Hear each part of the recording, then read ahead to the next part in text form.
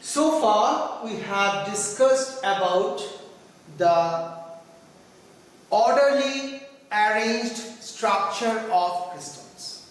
We have seen that the arrangement of the particles are very disciplined and following a particular type, and that same type is repeated, giving us the structure. But just think of it. Anything which we find in nature normally not very perfect. Always there are some deviations from the normal and orderly arrangement. Yes, in crystals also we find it. And we call it imperfections or defects in solids. So what is imperfection or defects?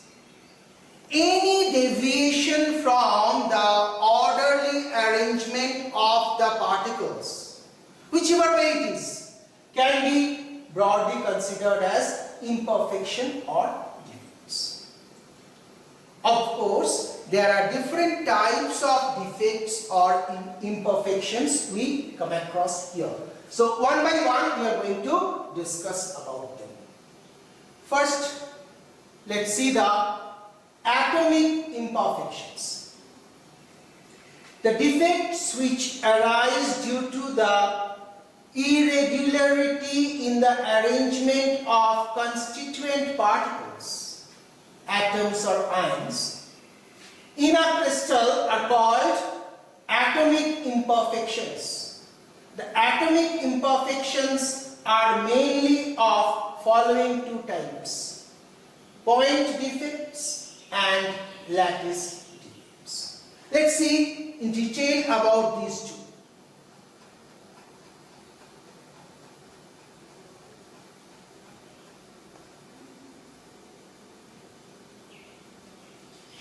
First, point defects. The defects caused by a departure from the periodic arrangement of particles in the vicinity of an atom or a group of atoms are called point defects. Point defects arise due to missing of atoms, displacement of atoms, or presence of extra atoms in the lattice. Try to get this point. It can be of three types or three ways it can occur. What are those? It may be some points are missing. Supposed to be there, not there. Second type, it can be displacement of atoms. That means where it's supposed to be, it is there but in some other different place.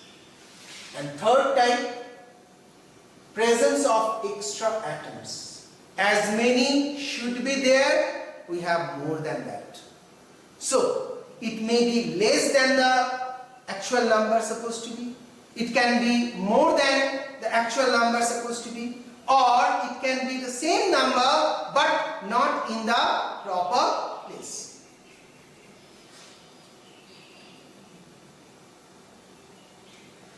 So point defects may further be classified into following two categories: stoichiometric defects and non-stoichiometric defects.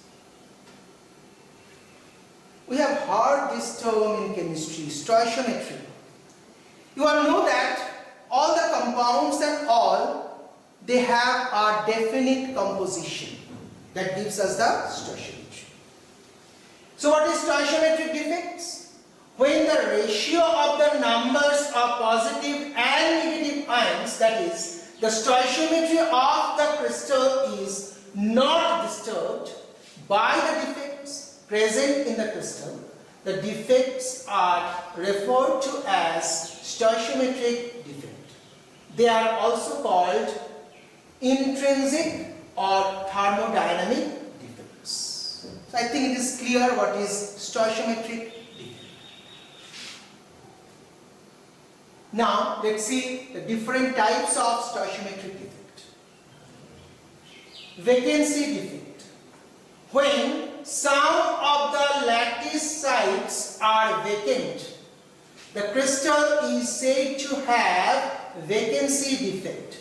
The unoccupied positions are called vacancies. This defect results in decrease in density of the substance. Very important point for us to remember. Remember that whenever some points are missing due to the defect formation, obviously the crystal will have less density, because as many particles supposed to be present in a given volume, in defective solid we have less than that number. And next one, interstitial defect. When some constituent particles, atoms or molecules, occupy vacant interstitial positions, the crystal is said to have interstitial defect. This defect increases the density slightly. Why? Because some extra particles are added and they are taking the place at the gap, called interstitial position. Explanation is here. You can see vacancy defect. Regular structure supposed to be all blue dots, but we can see some positions, those blue dots are missing, creating vacancy. So this type of defect is called vacancy defect. On the other hand, interstitial defect. See all the blue dots, the normal arrangement of the particles are intact, but in between the gaps, some extra particles are present. This is called interstitial defect.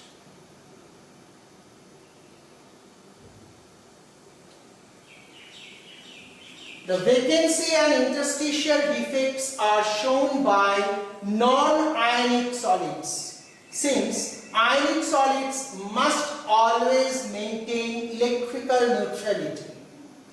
They do not exhibit simple vacancy or interstitial defects. Instead, they show other defects known as Schottky defects and Frankel defects. So, for non-ionic solids, we get vacancy defect and interstitial defect, because if a few particles are missing or few extra particles are added, that does not change their electrical neutrality. But in case of ionic solids, as it is made of cations and anions, if extra cations are present, it will lose its electrical neutrality, or if some cations are missing, it will also lose its electrical neutrality. So here, simple vacancy and interstitial defect we don't get. Instead, we get Schottky defect and Frankel defect. Now let us try to get these two types.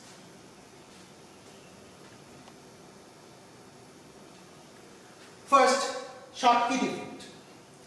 This defect arises when some of the lattice points in a crystal are unoccupied. You can compare it with vacancy defect, but there are some differences. Like, the unoccupied lattice points are called lattice vacancies or holes. In ionic solids, the vacancy at a cation site is always accompanied by another vacancy at a nearby anion site. Please note it carefully. If there is a cation site missing, a vacancy is created at the cation site. Nearby place, another anion vacancy also should be created to maintain their electrical neutrality. Schottky defect is generally observed in those ionic compounds in which the crystal structure possesses high coordination number and the positive and negative ions do not differ much in size. So when the cations and anions are of comparable size and the high coordination number is present, there a few examples are given for your reference. Another important point here, an increase in temperature increases the number of defects. The presence of a large number of Schottky defects in a crystal lowers its density appreciably. These 2 points for question purpose, very important. Now this last point which I have mentioned, it's very important because we may get question from here. There are 2 points. Number 1, when the temperature is increased, the number of defects also increases. And second one, if there is a large number of Schottky defects present in a crystal, its density is low.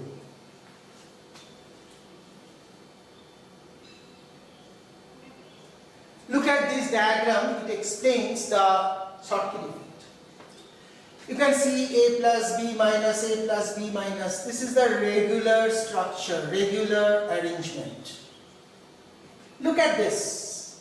Supposed to be A, B, B, B. So here supposed to be A plus. One cation is missing. So this is the cation vacancy. Now as a cation is missing, to maintain the electrical neutrality of the crystal, a nearby place, anion is also missing, creating anion vacancy. So this is the way we get the Schottky defect. Please remember the diagram. Next, Frankel defect. This defect arises when an ion, generally a cation, normally the cation is doing this. Generally a cation leaves its lattice site and occupies an interstitial site. Look at the diagram. From here, cation is missing and shifted to an interstitial position. So this creating a cation vacancy and cation in interstitial site. It's not leaving the crystal but remaining in a different location. This leads to the Frankel defect. Details. Frankel defects is generally observed in those ionic compounds in which the crystal structure possesses low coordination number and the negative ions are much larger than the positive ions. That's why the gaps are bigger and the small cation can be displaced from its original position to interstitial position. Frankel defects are common in silver halides, example these, and Frankel defects do not affect the density of the crystal. Why?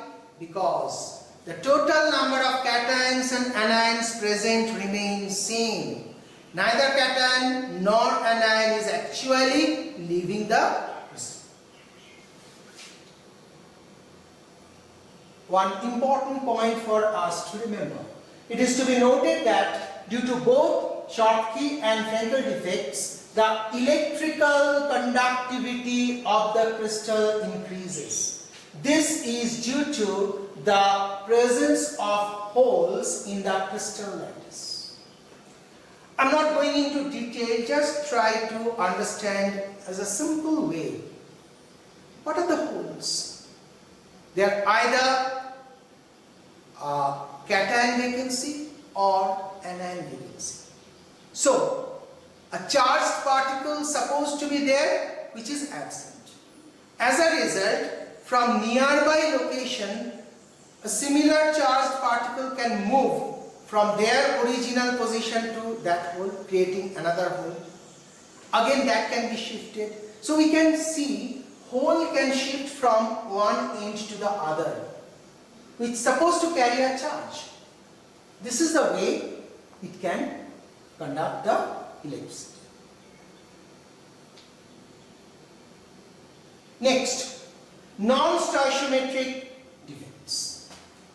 When the ratio of the number of positive and negative ions, that is, the stoichiometry of the crystal gets disturbed by the defects present in the crystal, the defects are referred to as non-stoichiometric defects. That means the stoichiometry is not maintained properly. There are different types. The first one, metal excess defects due to anion vacancies. From the name it is clear to us. Metal excess defects due to anion vacancies. That means anions are missing from their place. As a result, metal is excess in the crystal. This type of defect arises when an anion is missing from its lattice site, creating a hole, and the hole is occupied by an electron to maintain the electrical neutrality of the crystal. This type of defects are common in those crystals which are likely to possess Schottky defects. Example, alkali metal halide crystals. When alkali metal halides, this is important. When alkali metal halides are heated in an atmosphere of the alkali metal vapor, anion vacancies are produced. The metal atoms deposit on the surface of the alkali metal halide crystal, and halide ions diffuse into the surface and combine with the metal atoms. During this combination, the alkali metal atoms get ionized and lose their valence electrons. These electrons diffuse into the crystal and get trapped in the anion vacancies. So what happens here?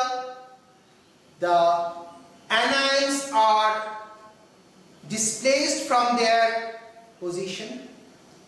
They come out of the crystal, combine with the metal, and during that process, metal is losing the valence electron, and that electron is taking the position of the anion vacancies. A very important term. The electrons trapped in anion vacancies are called F centers. F stands for a German word meaning color or color center. F centers are also called color centers because they impart color to the crystals. So please remember that when this type of defect is taking place, F centers are formed, and because of the presence of F centers, the crystal becomes colored. Why they become colored? Color is imparted due to the easy transition of these electrons on absorbing light. Due to the presence of F centers, the otherwise colorless crystals develop some color. Example, potassium chloride develops violet color and lithium chloride pink color when this type of defect is developed in it. See the diagram here. This is a normal arrangement, A plus B minus. Look at this. Anion supposed to be present here, but the anion left the position, creating a vacancy, anion vacancy. And that anion vacancy is occupied by one electron, so that the electrical neutrality of the crystal, the overall electrical neutrality of the crystal is maintained. This is the F center, and this type of defect is called metal excess defects.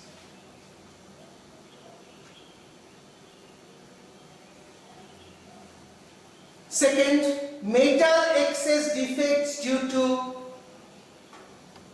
interstitial cations. Now look at this. The name suggests that metal excess defects due to interstitial cations. Extra cations are now placed at the interstitial position. Anions remain the same. This type of defect arises when an extra positive ion is present in an interstitial site. The electrical neutrality is maintained by the presence of an electron in some other interstitial site. This type of defect is usually observed in those crystals which are likely to develop Frankel defect.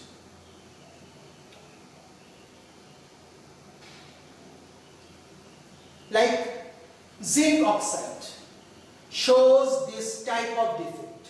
When zinc oxide is heated, it loses oxygen reversibly. The excess of Zn2 plus ions thus formed get accommodated in the interstitial sites, and the electrons get trapped in the neighboring interstitial positions.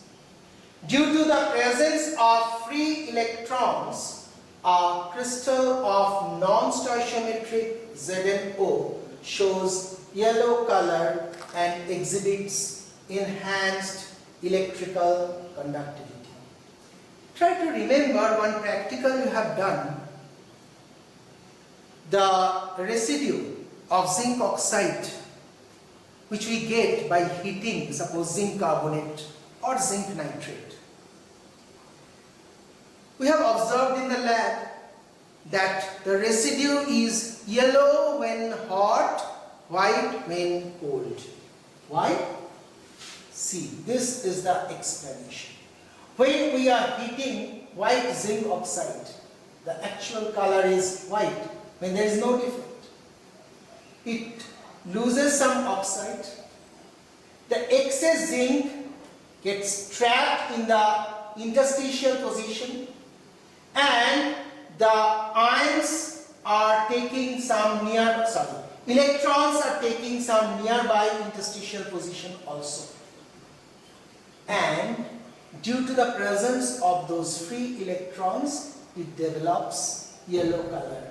So when it is hot, it develops yellow color. When it is cold, it is normal white.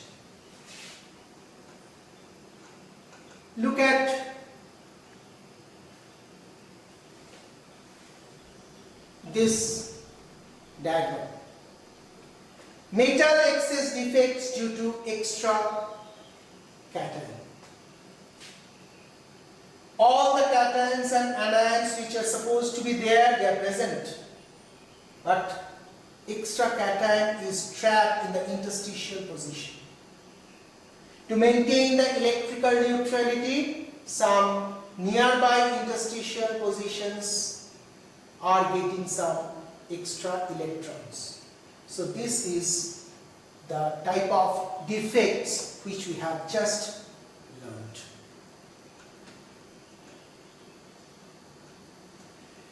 Next, metal deficiency defects due to cation vacancies. This type of defect is generally found in the compounds of those metals which are able to show variable valency, that is transition metals. So normally this type of defects are shown by those metal compounds or crystals which are having transition metal as cation. This defect arises when a positive ion is missing from its normal lattice site and the charge is balanced by a nearby metal ion having higher positive charge. That's why the transition metals are needed, which can show the variable valencies. Look at this. A plus, A plus, A plus, B minus, B minus, B minus. Supposed to be like this. But see the defect here. A cation is missing, creating a cation vacancy. But the electrical neutrality of the crystal is maintained by this one, where you can see the charge on the cation is 2 plus or 2 positive. So one positive charge is missing from here, which is compensated by a nearby cation having a higher charge. It is possible only if A can show variable valencies. That's why it is shown by the transition metal ions.